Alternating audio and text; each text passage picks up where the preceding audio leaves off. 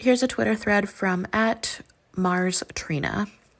She writes, something Glosswitch and Sonia talked about last night made me reflect about how the dominant idiom of contemporary progressive culture is an attenuated version of the idiom of male gay subculture, and about the degree to which this is a kind of loss and kind of theft.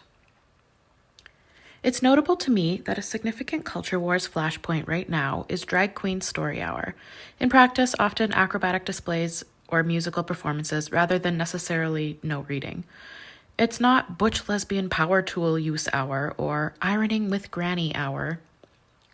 Cultural conservatives, especially in the US, but also here in the UK, can be very consistently relied upon to act in comically hysterical ways to gay men, and in our own unacknowledged version of triggering the snowflakes and owning the libs, we've turned gay men into a totem. Gay men in female fetish gear performing overtly sexualized acts are the end point of the arms race to drive social conservatives completely apoplectic with outrage.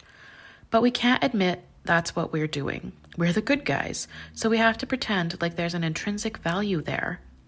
I don't think there is an intrinsic value there. A drag queen getup adds nothing to storytelling and no more than a clown costume would.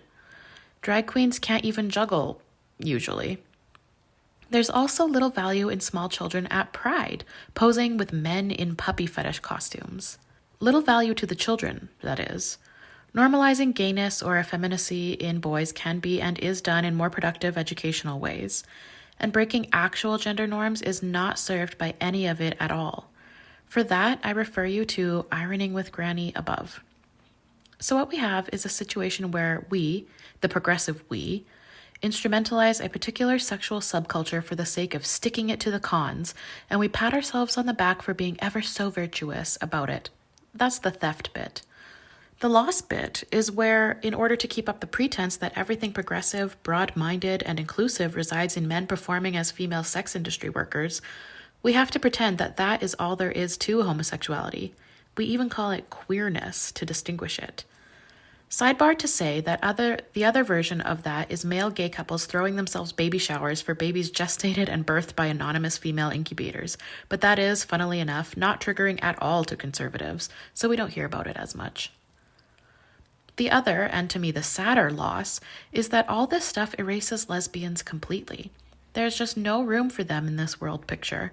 Sensible shoes, practical haircuts, and DIY skills are just not as sexy, pun intended, as a grown man twerking while standing on his head. Considering everything else lesbians have been gradually deprived of in recent decades, their bars, their nightclubs, their right to exclusive same-sex attraction, this erasure seems to me to be extraordinarily cruel. And it is also extraordinarily patriarchal in the primrosis of normalizing homosexuality, and in the arms race to drive conservatives berserk, we've restored the male default to a previously genuine transgressive part of the culture.